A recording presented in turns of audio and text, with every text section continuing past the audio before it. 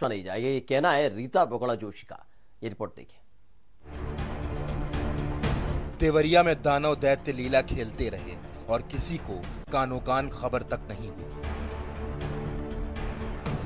जब एक बच्ची किसी तरह अपनी जान बचाकर वहां से निकली और उसने थाने में पूरी कहानी बताई तो पुलिस के पैरों तले जमीन खिसक गई।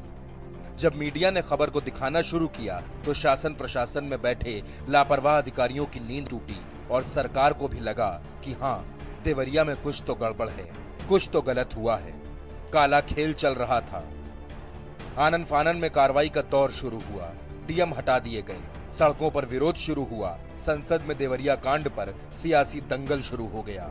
वहीं यूपी की महिला एवं बाल विकास मंत्री रीता बहुगुणा जोशी ने कहा कि इस पूरी घटना के पीछे सपा और बसपा सरकारों की लापरवाही है, हमारी नहीं। इसको मान्यता मिली थी, इसको काम मिला था 2010 में, और हमारे सरकार आने के पहले इन्हें कितने योजनाएं दी गई। बाल गृह बालिका भी दे दिया गया, बाल गृह शिशु भी दे दिया गया, इन्हें एडॉप्शन होम भी दे दिया गया, स्वधार गृह भी दे दिया गया। इतने सारे इनको एक साथ सारे काम करने की इजाजत दी गई। तो ये सारी तो 2010 से 2014 तक हुआ। किसकी सरकारें थी तब? बसपा की सरकार थी और सपा की सरकार थी।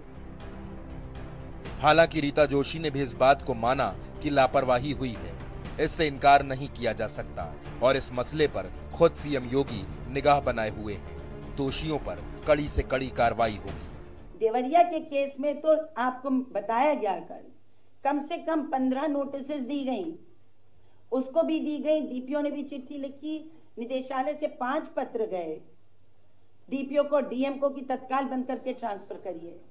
डीपीओ ने अभी मेरे पास जानकारी 11 बार नोटिस दिया, वहां गया भी और बंद करने की कोशिश की गई। तो निश्चित रूप से स्थानीय स्तर पर लैक्सिटी हुई है, इसमें नियत की कहीं कोई कमी नहीं है, सख्ती की कोई कमी नहीं है।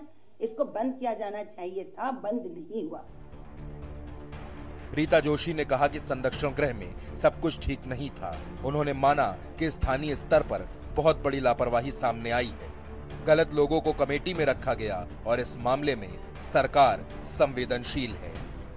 देखिए, जिन बच्चियों की शिकायत आई थी उनके बयान दर्ज हो गए हैं, जिन लोगों ने उन लोगों की डॉक्टरी हो गई है और साथ ही मेडिकल हो गई है, और साथ ही साथ जो है वो सब ये रिकॉर्ड इकट्ठा कर लिया गया है कि किन परिस्थितियों में वो कब और कहां लाई गई, कहां से लाई गई और उनकी उम्र क्या है। कुछ एज का भी है, वो एज का भी डिटर्मिनेशन हो गया है।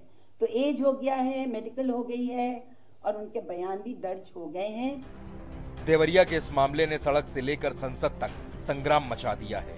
विरोधी सरकार पर हमलावर हैं और सरकार कार्रवाई का भरोसा दे रही है। हालांकि देवरिया कांड की जैसे जैसे परतें खुलेंगी, कई चेहरे बेनकाब होने की पूरी गुंजाइश है। ब्यूरो रिपोर्ट, भारत समाचार, देवरिया। और सपा सुप्रीमो अखिलेश यादव ने देवरिया मामले पर सरकार पर निशाना साधा है। जो बेटियों के साथ हुआ है बहुत ही दर्दनाक है और इस घटना का खुलासा होना चाहिए। कौन लोग शामिल थे, जब ये बंद थी, संस्था को रोक लगी थी, उसके बावजूद भी संस्था किसके सहारे पे काम कर रही थी, उस संस्था के लोगों को आखिरकार कौन सम्मानित कर रहा था। और आरएलडी के राष्ट्रीय उपाध्यक्ष मथुरा के पूर्व सांसद जयंत चौधरी आज मथुरा पहुंचे, जहां उन्होंने प्रदेश सरकार पर हमला बोला और देवरिया की घटना पर जयंत चौधरी ने कहा कि देवरिया में जो कुछ हुआ वो बेहद शर्मनाक है, अमानवीय है। यूपी में लोग खुद ठगा हुआ महसूस कर रहे हैं। जो भी वहाँ देवरिया में हुआ बहुत दर्दनाक है और अमानवीय वहाँ एक काम हुआ है। जो भी देह व्यापार था, बल्कि यहाँ तक खबर है कि 5 बच्चों को तो विदेश भी भेजा गया। तो ये जांच का विषय है, पूरी जांच होनी चाहिए। जहाँ तक पुलिस के फेलियर की बात मैं कहना चाहता हूँ, क्योंकि गृह मंत्रालय भी योगी जी संभाल रहे हैं, तो नैतिक उनकी जिम्मेदारी बनती है। मैं मानता हूँ कि उनको इस्तीफा देना चाहिए। और देवरिया के हॉरर शेल्टर होम का ये मामला है, जिसमें शेल्टर होम से 24 लड़कियां छुड़ाई गई थीं। शेल्टर होम की अधीक्षिका को फिलहाल हिरासत में ले लिया गया है। पुलिस ने अधीक्षिका को हिरासत में लिया है।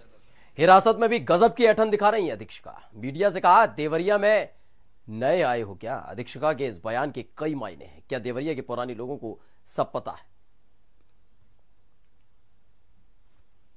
जो लड़कियां आप ही के ऊपर आरोप लगा रही हैं कि आप और आपकी मम्मी के द्वारा गोरखपुर ले जाया जाता था। आप यहाँ नए हैं क्या? हम नए तो नहीं हैं।